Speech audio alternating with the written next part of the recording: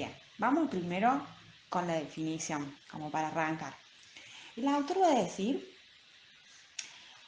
que la humildad o la modestia, porque en realidad lo va a mencionar la modestia, doblegar y rebajar el espíritu, sentir que uno no es nada, que no vale, sentirse abatido. Me pareció muy fuerte.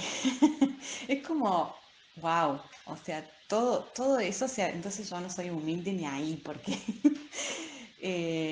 implica algo muy fuerte para uno mismo, ¿no? Sentirme que no valgo nada o que no soy nada, pero.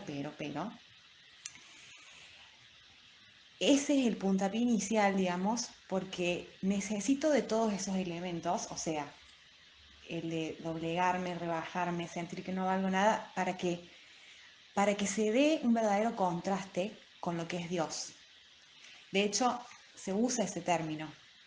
El autor dice, el origen de la modestia contrasta con el creador. Entonces ahí sí empieza a tener más sentido. Porque miren lo que dice.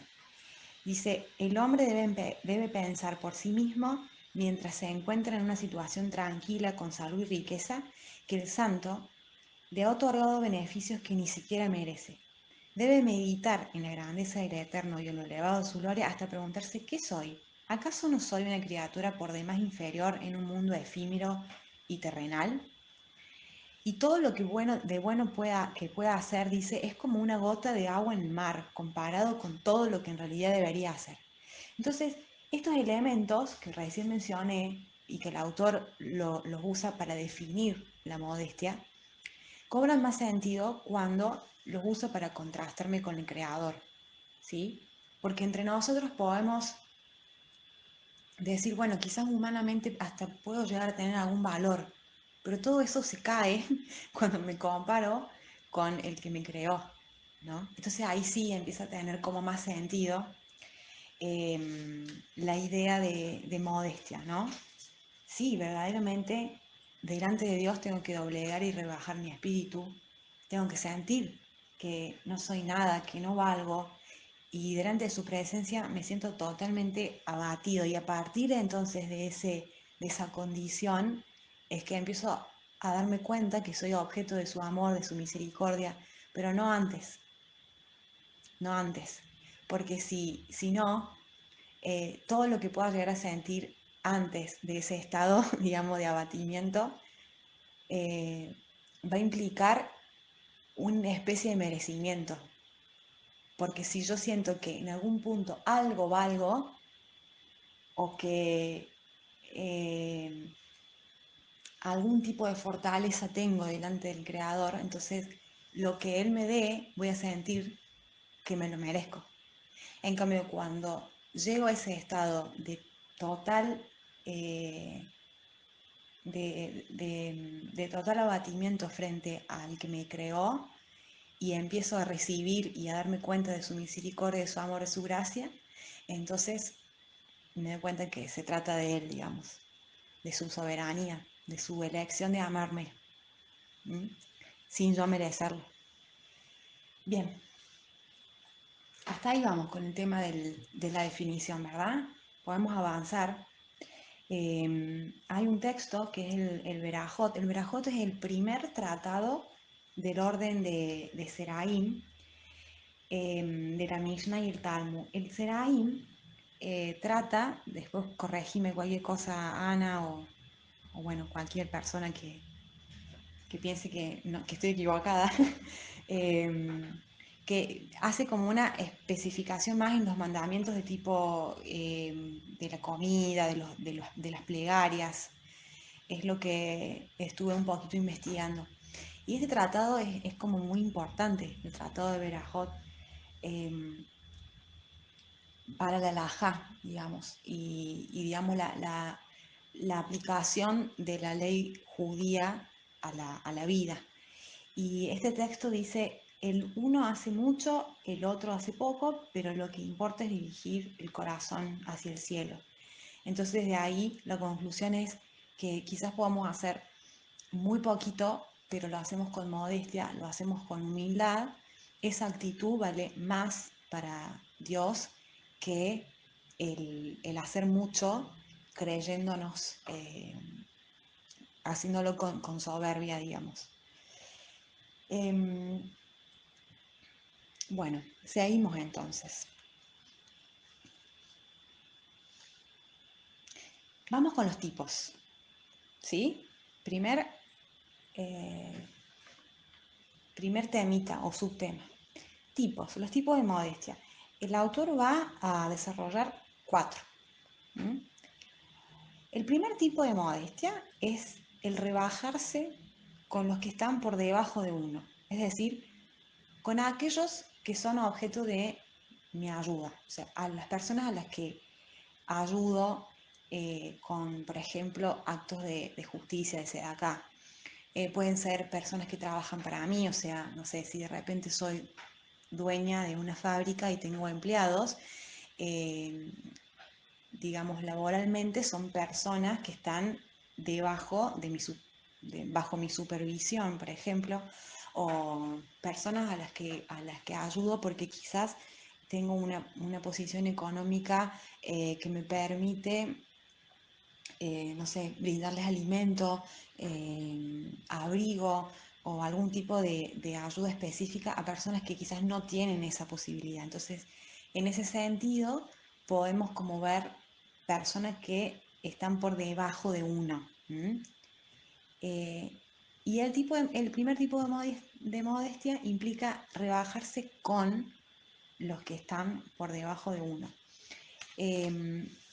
Fíjense que el conector con para mí es importante, porque acá dice, la idea de rebajarse no es el volverme como uno de ellos, sino el de estar a su altura para poder hacer lo que hago sin pretender nada a cambio, ni que ellos se vuelvan como mis deudores. eh, y ahí está la verdadera modestia. La modestia, ese tipo de modestia es extremadamente pura. ¿Por qué? Porque estoy o sea, paso tiempo con personas que quizás están en condiciones diferentes a las mías, entonces comprendo sus necesidades, pero tengo recursos para poder ayudarlos y lo hago de una forma o de otra. A su vez, acá habla acerca de adoptar de lleno la religión judía. ¿Y esto qué representa? Justamente el rebajarme con los que están por debajo de mí, ayudando, por ejemplo, a los huérfanos, a las viudas. ¿Y a qué les hace acordar esta parte del texto?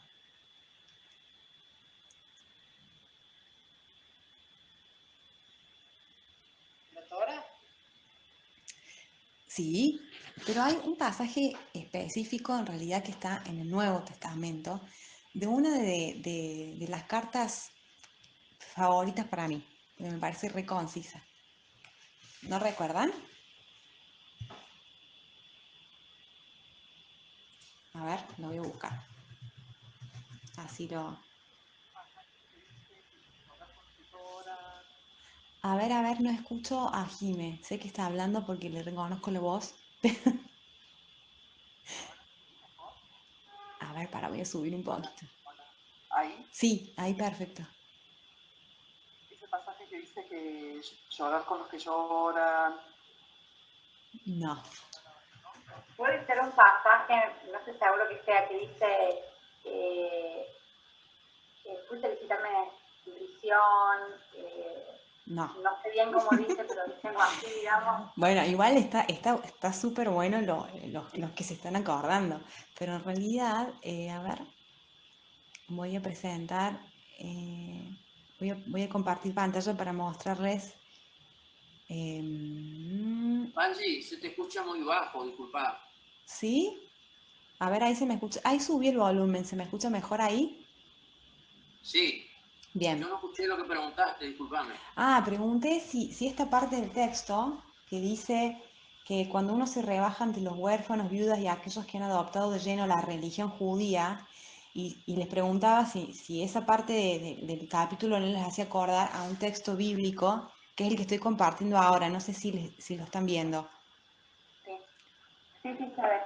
Ven que Santiago 1.27 dice, la religión pura y sin mácula delante de nuestro Dios y Padre es esta, visitar a los huérfanos y las viudas en sus aflicciones y guardarse sin mancha del mundo.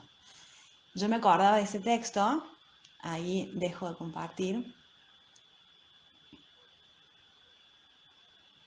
Ahí está.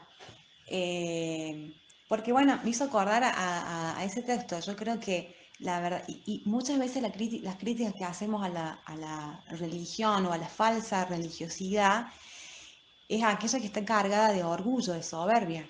Y cuando vemos una persona que representa al 100%, digamos, la verdadera religión, generalmente es una persona humilde que, que está con aquellos que están pasando alguna necesidad y los ayuda, pero no desde un lugar de superioridad, sino que está con ellos. Por eso me gustó ese conector del primer tipo. El segundo tipo me apura un poquito porque si no, no llegamos.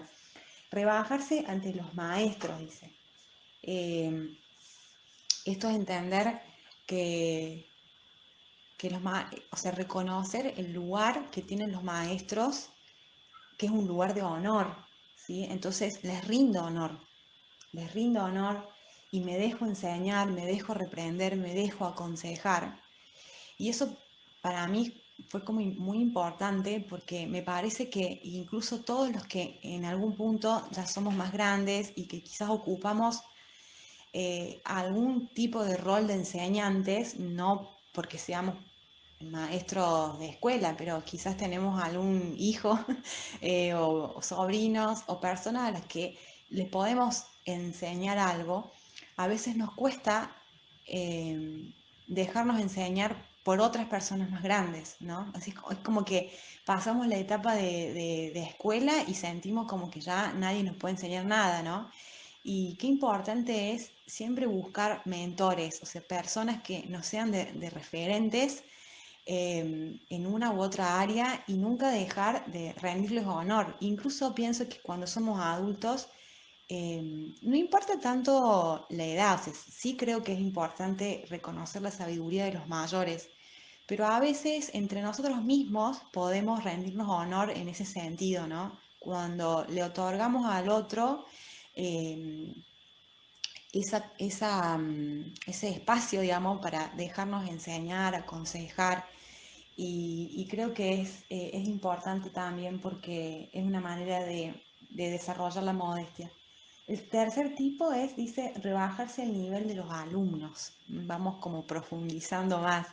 Yo siempre digo que cuando uno se libera un poco de sus propias estructuras, y se dispone como también a aprender cosas nuevas, muchas veces de quienes más aprendemos son de los más chicos, ¿no? Em, pero acá lo presenta más como el rebajarse al nivel de los alumnos en cuanto al desafío que implica explicar una y otra vez hasta que aprendan o se apropien de un concepto.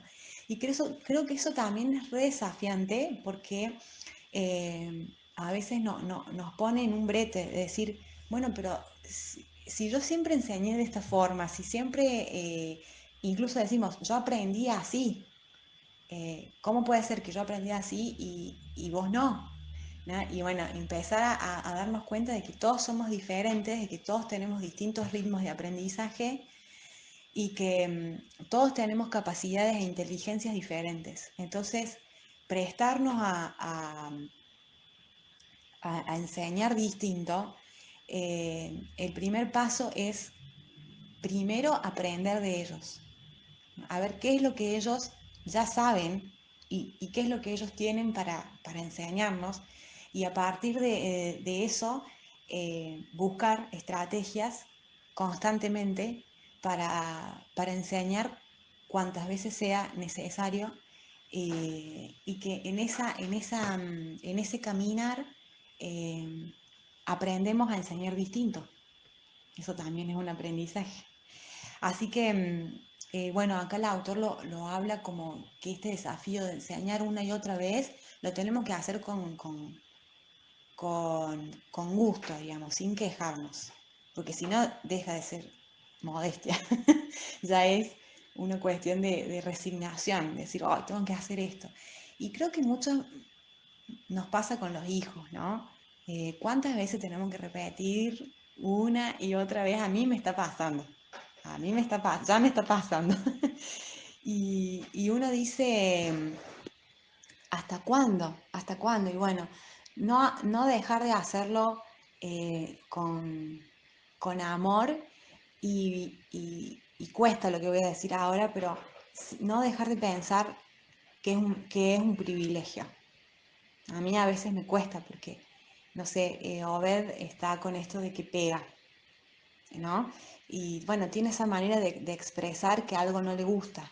Y bueno, yo le tengo que enseñar que eso no está bien.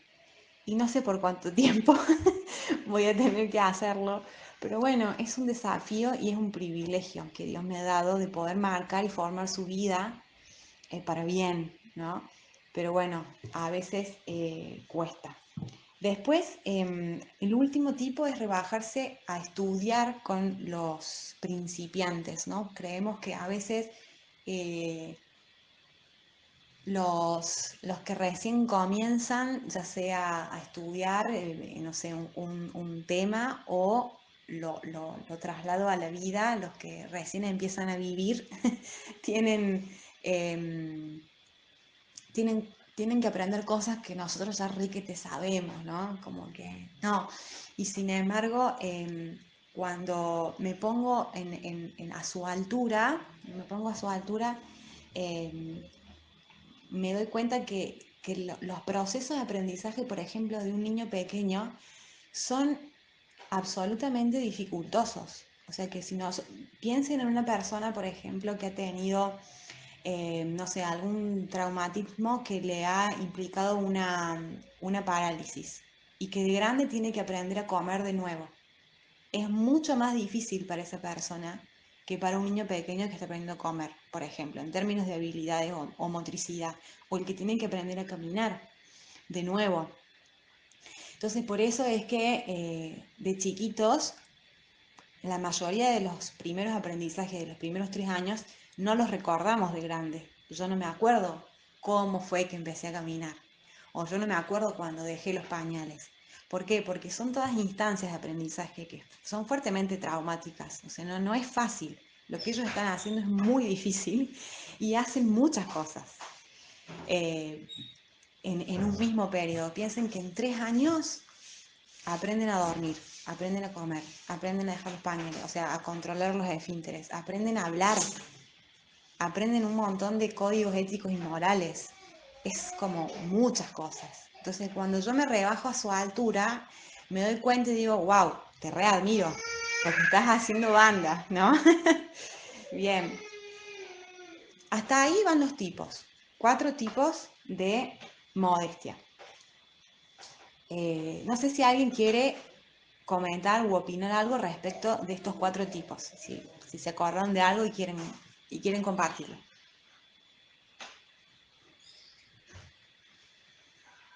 Yo una frase que me surge de todo lo que estás hablando, que no me acuerdo si está en este capítulo o en el anterior, pero que hablaba de un hombre que siempre admiraba a todos y se preguntaba por qué admiras tanto a toda la gente. Entonces él le dice,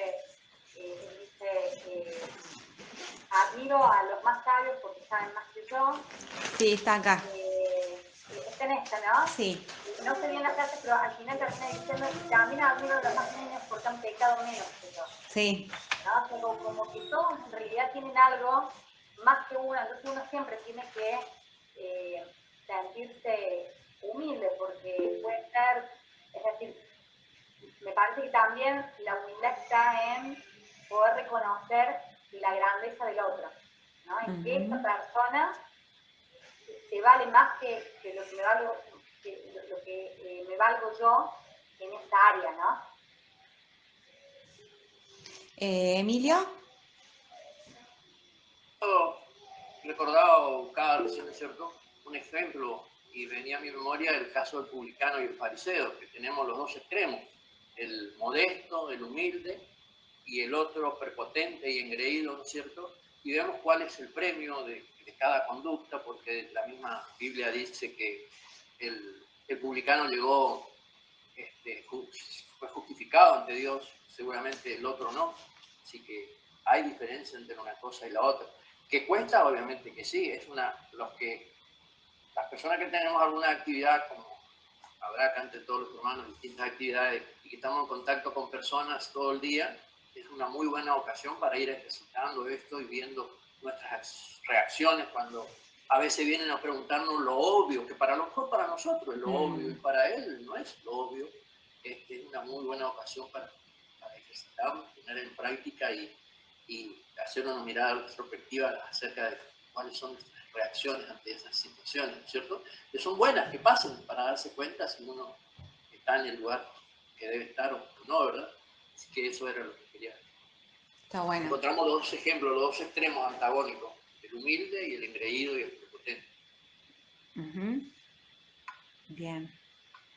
Bueno, buenísimo, Emilio. Avanzamos entonces. Vamos con las formas, ¿sí? Pasamos de los tipos a las formas. Formas de manifestar la modestia. Son 6.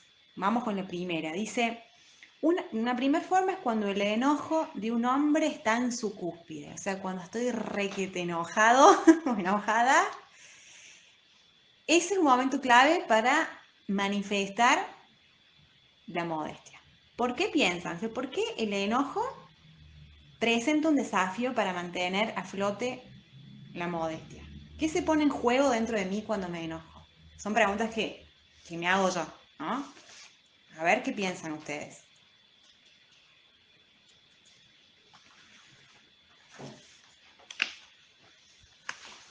Yo creo que quizás puede ser el tema de, quizás justamente el ego en algunas situaciones, porque a veces, o sea, el hecho de pensar en esto de la ofensa, bueno, ¿no?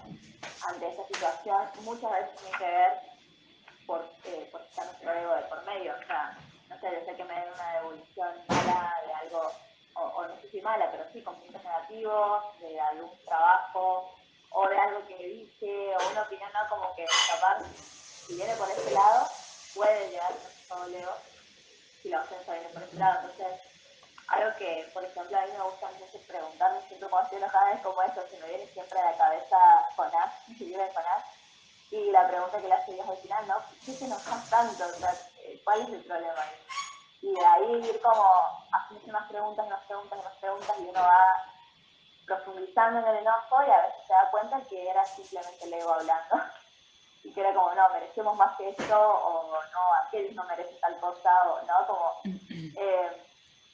bueno, eso, pienso que puede llegar a estar relacionado con eso, pero no sé si es. Pero no es. Sí, re tiene que ver con el ego y con... Lo que pasa es que me parece que el enojo apunta así directamente al orgullo, ¿no? O sea, nos desestabiliza en un montón de cosas, pero principalmente en lo que nosotros creemos correcto, en nuestra identidad, en lo que creemos que merecemos. O sea, el enojo pone como en juego muchas de esas cuestiones que son estructurales en nuestra mente. No sé, Jime, te veo con cara de que querías decir algo o no. Te escuchamos re bajito. No.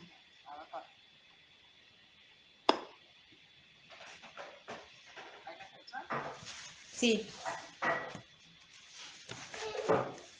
Que piensen el enojo como una emoción que es súper validable.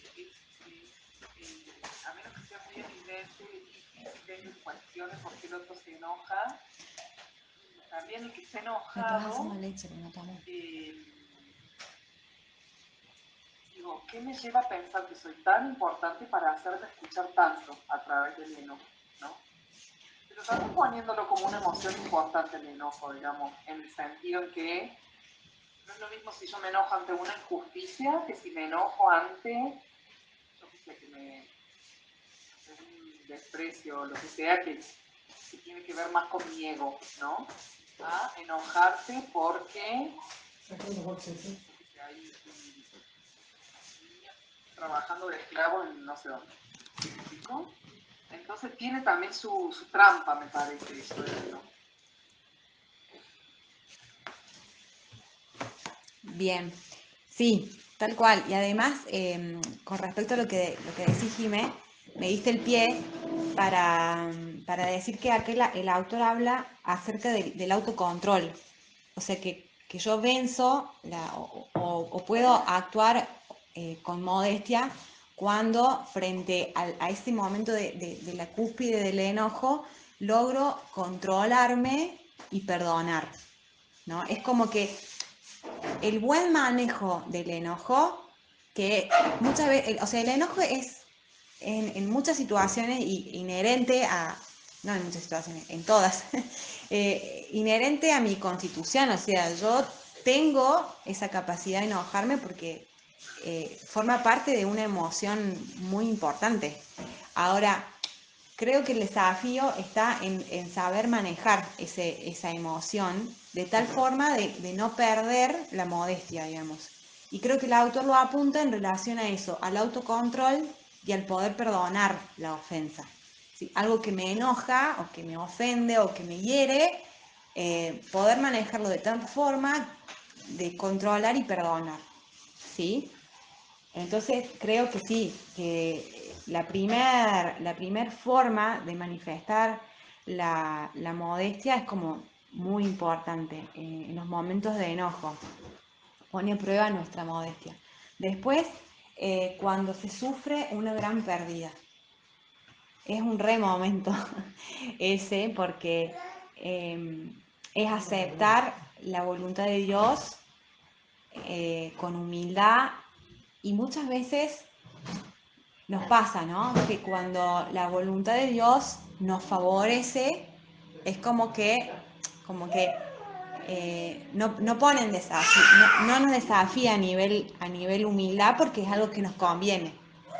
Pero cuando la voluntad de Dios es difícil de aceptar, ahí de nuevo vuelve a tocar nuestro orgullo y lo que nosotros esperamos de nuestra vida, o sea, de cómo queremos vivir. Y cuando eso se modifica a partir, por ejemplo, de una gran pérdida que es dolorosa, que causa tristeza, nos cuesta más aceptar la voluntad de Dios. Entonces pienso que también es una forma de manifestar la modestia cuando acepto la soberanía de Dios con humildad, sin reproches. Lo que no significa que pueda ir a la presencia de Dios con preguntas, como lo hizo Job, por ejemplo. Estamos en un momento difícil acá porque recién se despierta. Pero ahí vamos, seguimos. No sé lo que va a ser la grabación, Anita. Capaz vayas a tener que editar. Bueno, la tercera forma, cuando recibimos elogio. Cuando se nos elogia y la actitud modesta es la de no alegrarnos por lo que el otro nos está diciendo, sino la de sentirnos desafiados a mejorar, o sea, a todo lo que todavía nos falta. Esto es lo que dice el autor, o sea, pensamos en que nuestras buenas acciones todavía son pocas, o sea, quizás vos me estás elogiando por algo bueno que hice y lo que yo debo pensar para poder manifestar la modestia desde el interior de mi corazón es, sí, pero todavía me falta un montón. ¿No? Bien, es como que la modestia en términos de buenas acciones nunca nos hace sentirnos satisfechos. Y está bueno eso, ¿no? Ya al último también lo va a mencionar como conclusión.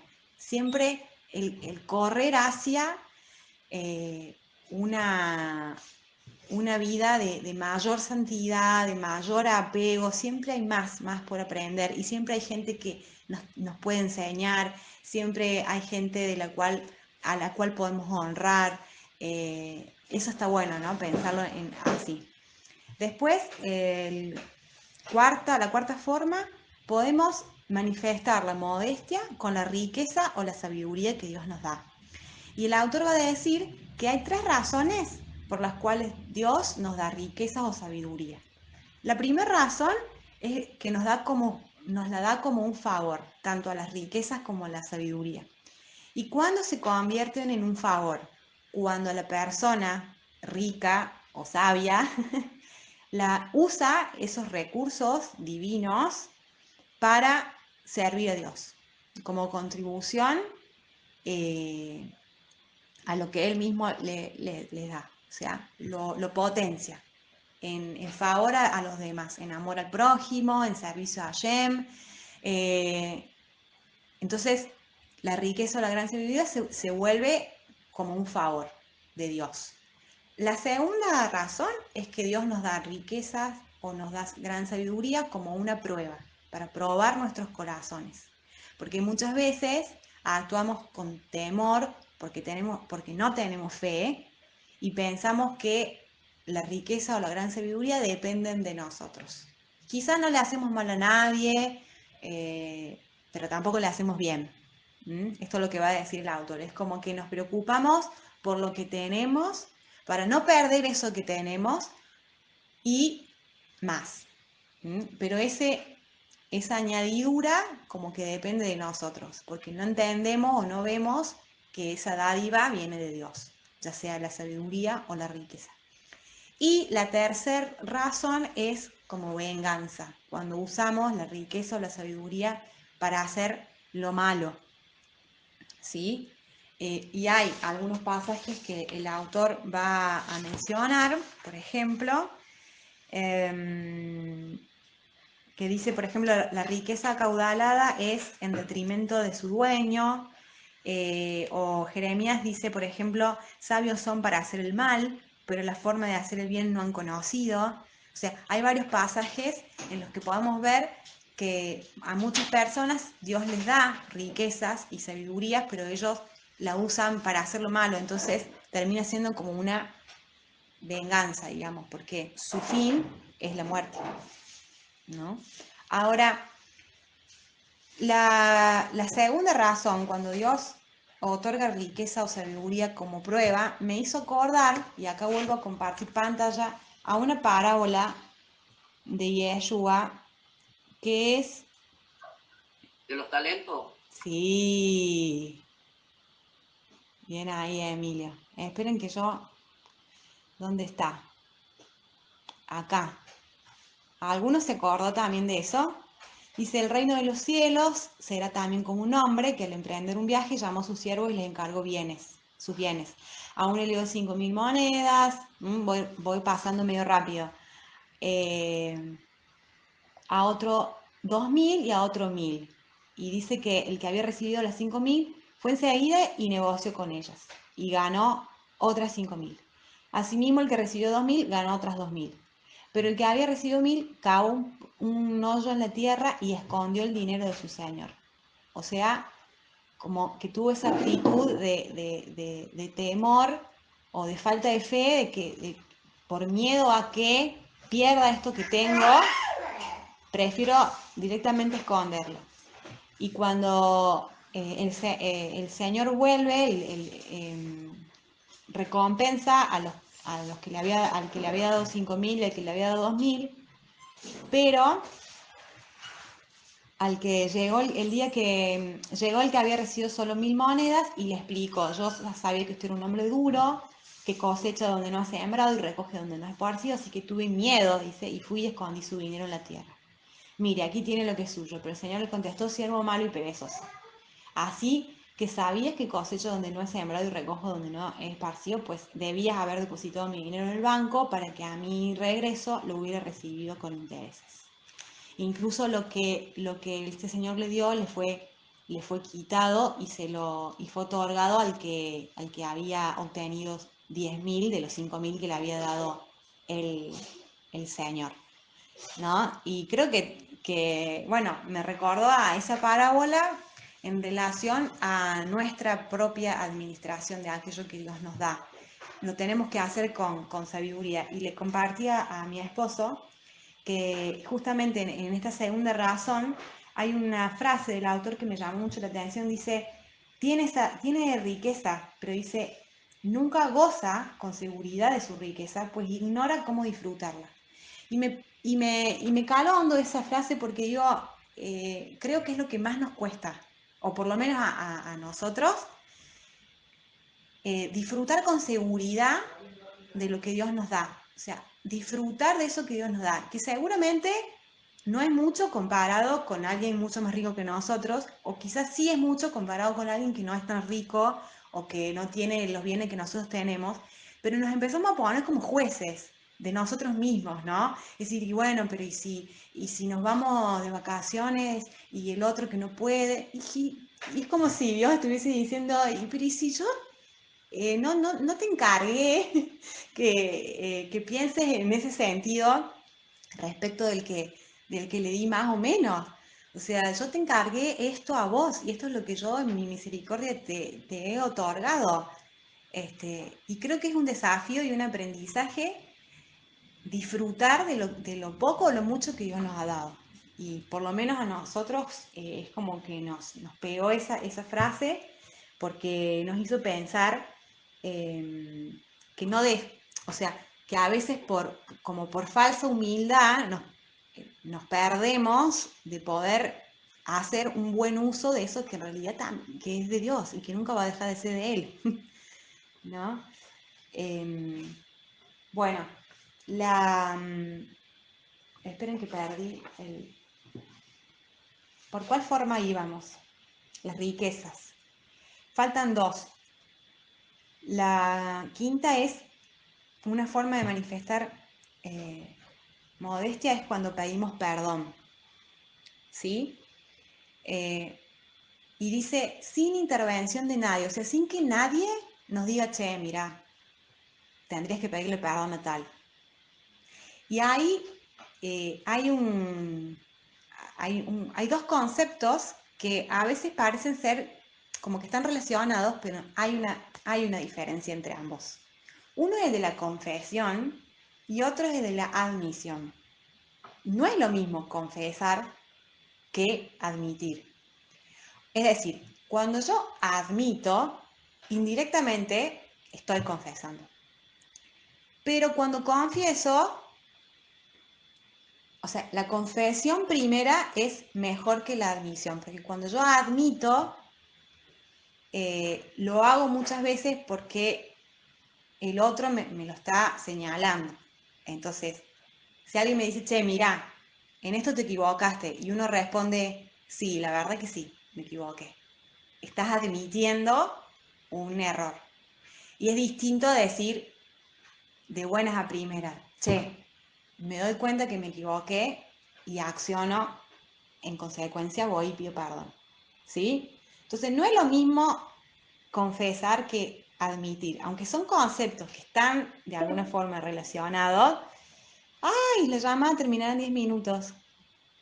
Bueno, creo que el desafío de ser verdaderamente modestos es poder activar antes, decir, confieso, me doy cuenta que hice mal y voy y confieso primero, sin que otro intervenga, como dice el autor, y me haga darme cuenta. O sea, que en consecuencia de lo que el otro me dice, yo admito. ¿Se entiende? Y después la última forma es cuando reacciono con suavidad, o sea, cuando soy amable. Hay un versículo que dice que su gentileza sea conocida por todos. Me acuerdo que mi mamá lo decía todos los días antes de ir a la escuela, porque, bueno, yo soy una persona reactiva, o sea, me cuesta muchas veces controlar mi manera de responder y, bueno, cuando era chica, eh, mi mamá me ayudaba en ese sentido, ¿no? Y estaba bueno irme a la escuela con este pensamiento, el pensamiento de ser gentil, de reaccionar con suavidad. Es una manera también de manifestar la modestia. Eh, Ana, ¿cómo hacemos? Porque me falta un poco, pero Estoy justo generando un nuevo link y bueno, apenas se corte, entramos por ahí. Estoy ok. justo generándolo. Bueno, ¿qué piensan respecto de las formas de manifestar la humildad? ¿Hay alguna que les haya llamado la atención y que quieran opinar algo o dar un ejemplo? Así pasamos a las ramas. El que más me llamó la atención a mí es el de la confesión, porque yo también interpreté eso sin ninguna intervención. Cuando dice así, yo lo entendí como cuando estás entre la espada y la pared y sí o sí tenés que pedir disculpas. O sea, cuando te dicen, mira, dijiste esto de esta persona, ahora tenés que resarcir tal cosa, o tenés que pedir, o decir públicamente que eso no fue cierto, o admitir el error frente a cierta persona. Es decir, cuando estás obligado porque ya no te queda otra escapatoria, digamos, yo lo entendí así. Y me parece el hecho de que tengas que hacerlo sin la obligación de hacerlo, porque puede pasar, ¿no? No tengo la obligación de pedir disculpas porque nadie me lo pide o porque simplemente no estoy entre la espada y la pared, digamos, no le debo nada a esa persona como para pedir una disculpa. Me parece que ahí se muestra mucho la humildad. Es decir, nadie me lo está pidiendo, no tengo la obligación y, sin embargo, me di cuenta, es decir, una persona se puede dar cuenta, confesarlo ante Dios y de alguna manera escapar el tema de pedir disculpas al otro. Aunque sabemos que, aun cuando la otra persona no esté ofendida, ¿no? Puede pasar esto, la persona no se ofendió, entonces ni siquiera hay una traba a nivel oración, ¿no? Que la otra persona se ofendió, tenés que ir, tratar. No existe ningún tipo de obligación, ni siquiera religiosa, para pedirle perdón, pero vos sabes en tu interior que capaz te trataste mal, o dijiste algo incorrecto, o no fue la forma, sin ningún tipo de obligación, uno va y dice, me equivoqué, no me siento gusto con lo que dije, o a ese nivel, ¿no? Me parece que yo cuando leí eso dije, wow, qué grandeza de una persona, y así que me ha pasado, gracias a Dios, de toparme con gente que no me había ofendido para nada, no había, y que vino, mira, esta vez, la otra vez dije esto, y gente que capaz hizo mal, te pido perdón que fue así. Yo dije, wow, qué grande esa persona. A veces cuando pensamos que somos más vulnerables, en realidad es cuando la luz, ¿no es cierto?, de la grandeza de esa persona que es más fuerte. Cuando leí eso, me venía eso a la mente. Buenísimo.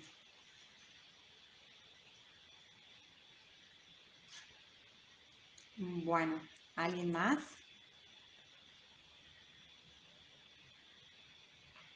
Bien, avanzamos entonces. Ya vimos los tipos, ¿se acuerdan?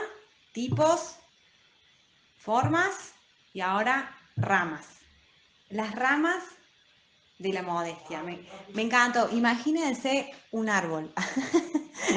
Un árbol, el árbol de la humildad, y podemos pensarlo también como frutos, ¿no? ¿Qué nos trae la humildad a la vida? Bueno, miren, el autor va a decir, paz, paz, primero. Dice, Te interrumpo, Angie. ¿No querés sí, que cortemos todo y directamente ya entremos? Así que ahí dale, claro. dale, perfecto. Ahí nos vemos.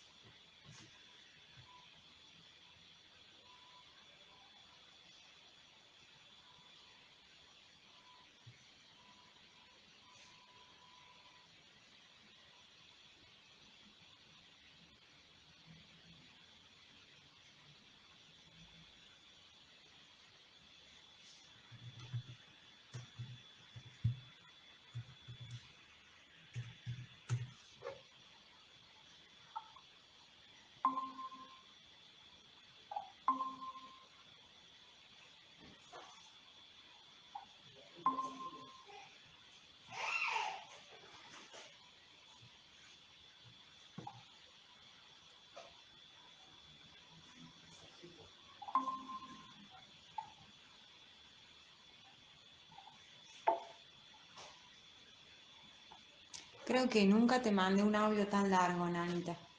No, gracias a Dios. Va 48 minutos. Ah, la genial.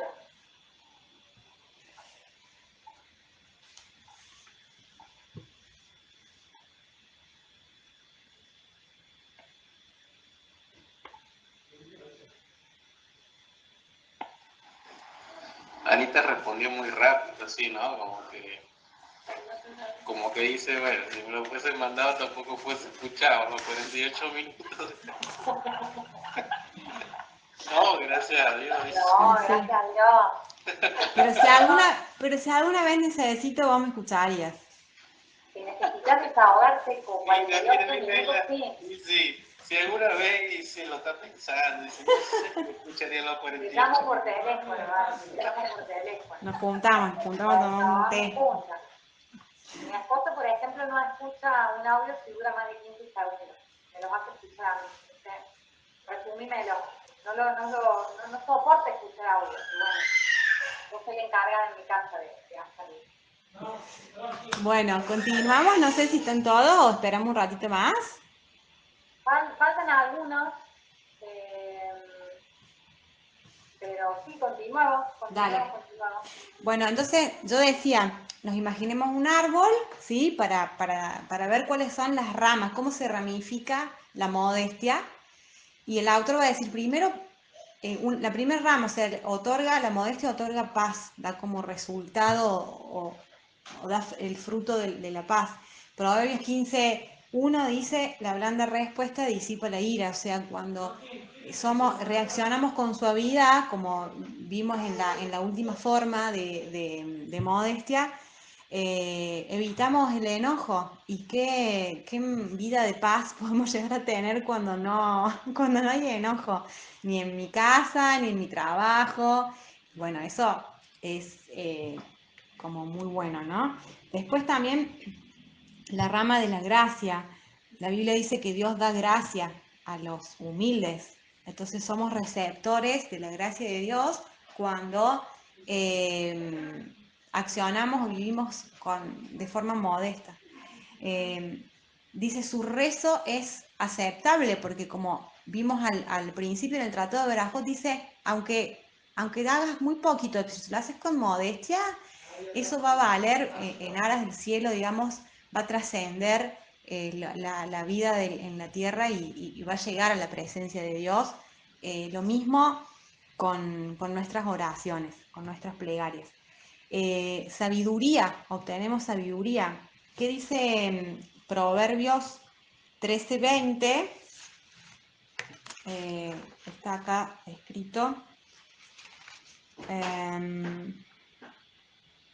Proverbios 13:20 dice, el que anda con sabios, sabio será. Entonces esto lo relacionamos con el de poder, al principio cuando hablamos de los tipos de humildad, uno de los tipos era el de rendir honor a los maestros, a quienes consideramos sabios. Cuando tenemos esa actitud, también recibimos sabiduría, por ende. Cuando aprendemos de ellos. Después, otra rama es la rama de la misericordia. Obtenemos piedad, porque dice también Proverbios 28:13, dice, mas el que confiesa y se aparta del pecado conseguirá misericordia. Esto es lo que hablábamos recién de una de las formas de humildad, es la de poder confesar lo que hacemos mal, pedir perdón, y eso va a traer como consecuencia la misericordia de Dios. Dios va a recompensar nuestra actitud confesatoria, digamos, cuando buscamos verdaderamente, no solamente amainar el enojo del que ofendimos, en el caso de que así sea, o el de estar en paz con todos, también como hay otro pasaje que dice, sino también fundamentalmente apartarnos nosotros del mal, o sea, buscar la santidad también a partir de la confesión. Recibimos misericordia. Entonces, ramas, paz, gracia, bueno, plegarias válidas, sabiduría, misericordia, y el último, contentamiento. Dice el Salmo 37:16, mejor es lo poco para el justo que las riquezas de muchos malvados. Cuando verdaderamente encontramos la riqueza espiritual detrás de la modestia, aprendemos a contentarnos con aquello que Dios nos da. Y creo que el contentamiento es fundamental para todos los tiempos, pero pensemos en nuestro tiempo. en el que constantemente se nos está encajando cosas que supuestamente necesitamos, ¿no? Y cada vez más. Y cuando entendemos de qué va la vida verdaderamente y buscamos una vida de verdadera modestia, aprendemos a contentarnos y a validar aquello que verdaderamente va a trascender, ¿no? Que no se vuelve efímero y terrenal, como decía al principio del capítulo, sino que tiene un valor eterno. Cuando nos enfocamos en esas cosas, aprendemos a contentarnos con lo otro también, ¿sí? Entonces vamos al cierre y pensemos entonces en algunas, antes de la conclusión, hablamos un poquito acerca de un anexo, ¿sí? Hay un anexo que el autor no lo pone como un anexo, sino que yo lo esquematicé así, y es que hay una humildad, dice que es peor que el orgullo, y es la de comportarme con humildad frente a los malvados. Es decir, cuando yo pretendo comportarme con modestia frente a los malvados, eso es peor que el orgullo, dice el autor. Porque mi deber es la de confrontar el mal. Y frente a eso es como que no tengo que ser humilde. ¿Qué piensan de esa postura? Porque de repente viene hablando como de que sí, modestia, modestia, modestia, y de repente, pero acá no. A ver, Miguelito.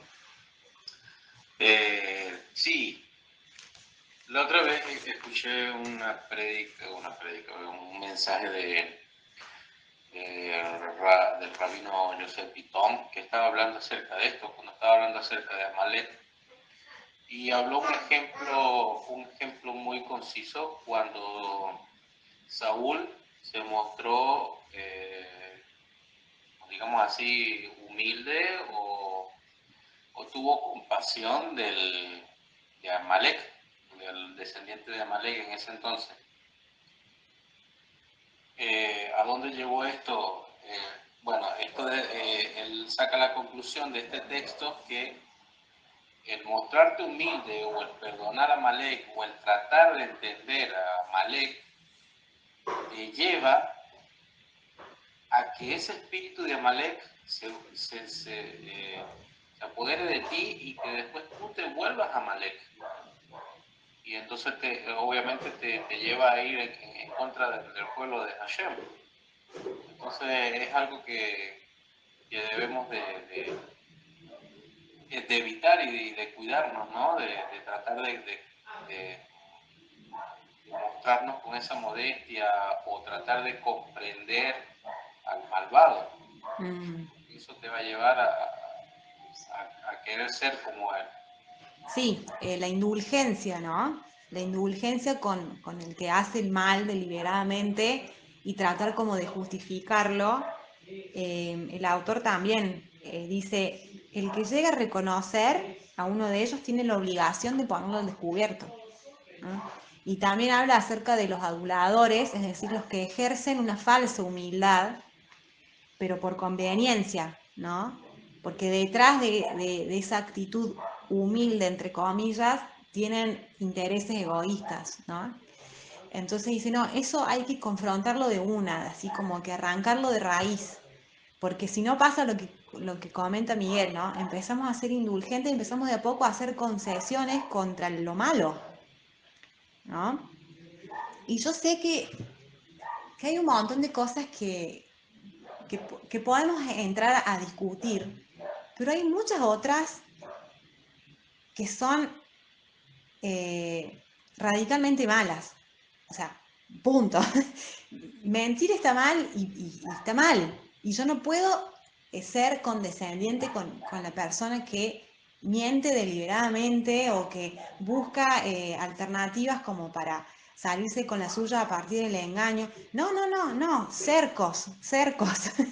Es así, pero no por una cuestión de, no, no, no, porque eso a mí inmundo, fuera, sino por justamente lo débil que soy y por lo fácil que es el poder enredarme en esa red. Como dice, hay un salmo que dice, nos sacaste de la trampa del cazador, estábamos ahí enredados y bueno, la liberación vino por parte de Hashem y que rompió esa jaula, esa red y nos sacó a la libertad, ¿no? Pero es muy fácil humanamente cuando hacemos concesiones con lo que está mal, con el malvado, terminando enredándonos en eso mismo como el pelo de Absalón en el árbol. Me acordé por lo que había dicho Miguel. Keila. Sí, eso, porque con la cual.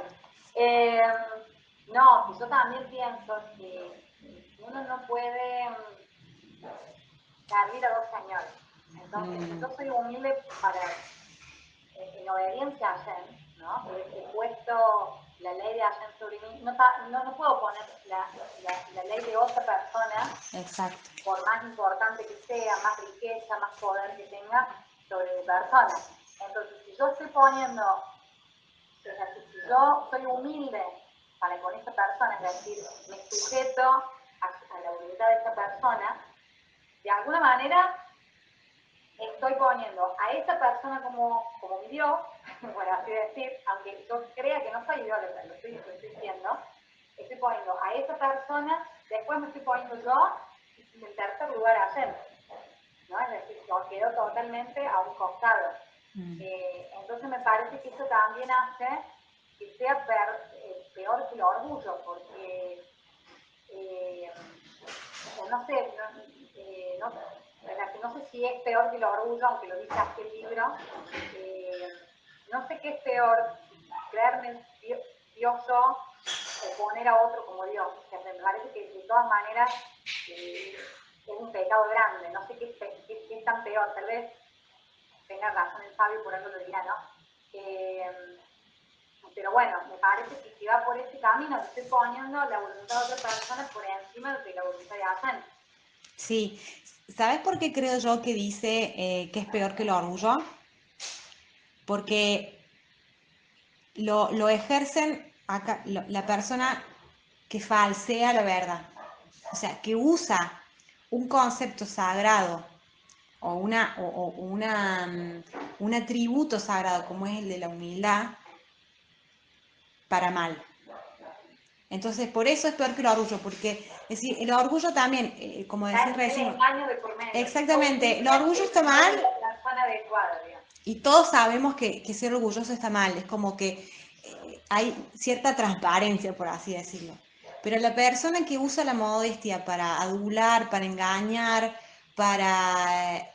y para su propia conveniencia, no para la gloria de Hashem, está como pisando en falso y haciendo... Estás en el camino de la idolatría con un atributo bueno. Claro, es como lo que Hashem dice...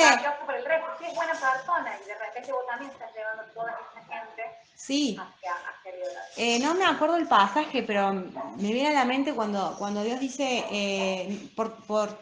creo que también está del Nuevo Testamento, pero dice por cuanto, creo que se lo dice a una iglesia, por cuanto no eres ni frío ni caliente, dice, te vomitaré de mi boca. O sea, o te vas a un lado o te vas al otro, pero estás usando cosas que son sagradas, que son santas, que son como de mi entidad para hacer lo malo. Para mí, en ese sentido, es peor que el orgullo.